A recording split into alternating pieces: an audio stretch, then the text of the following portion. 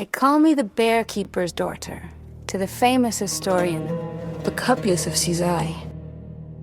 A girl born into the dust of the Hippodrome Circus, and lived a life society equated with a life of indecency, and that I was nothing more than demon-like.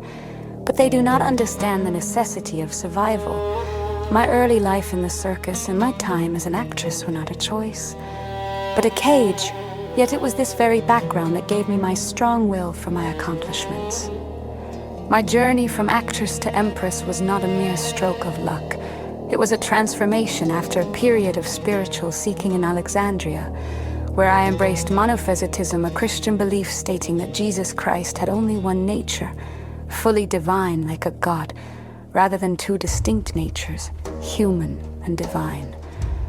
I then returned to Constantinople and met Justinian. Our love story was a political and legal scandal. As a man of rank, it was illegal for him to marry a woman of my status. He did not simply ignore the law, he rewrote it. This was the first of many instances where we proved that to change the world, one must change the rules. Once crowned Augusta of the Byzantine Empire, I was never a mere figurehead. I was a collaborator in the Justinian Code. While Justinian sought to fix the mess of Roman law, I ensured that the code protected the vulnerable. I pushed for anti-trafficking laws and closed brothels, establishing metanoia, a convent for former prostitutes. The ban stated no one shall carry on the trade of pandering, prostitute women in his house or in public, nor shall anyone hereafter allure them by giving them clothing, ornaments or food in order to continue doing so. I also fought for women to own property and ensured that a husband must return a woman's dowry upon divorce. These were not just favors, they were the foundations of what scholars now call the medieval origins of women's rights. In 532, our reign nearly ended in the blood-soaked streets of the Nika riots. This was one of the most violent riots in the history of Constantinople. It amazes me to think this started with a chariot racing rivalry. There were two main factions, the Blues and the Greens. Each team had powerful political parties to back them. Usually these two groups were bitter rivals. However, after Justinian refused to pardon members of both groups for a previous street fight, the two sides did the unthinkable. They joined forces against the emperor.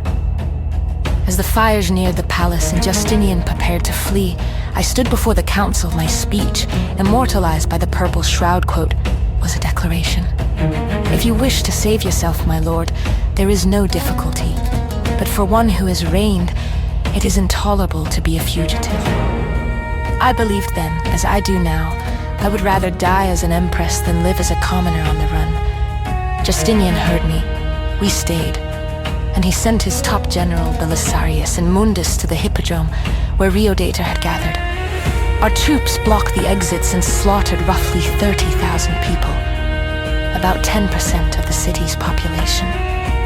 This allowed us to rebuild our capital, and as a symbol of triumph, the Hagia Sophia was built in only 6 years.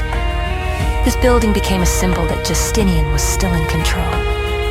Justinian commissioned a physicist and a geometer.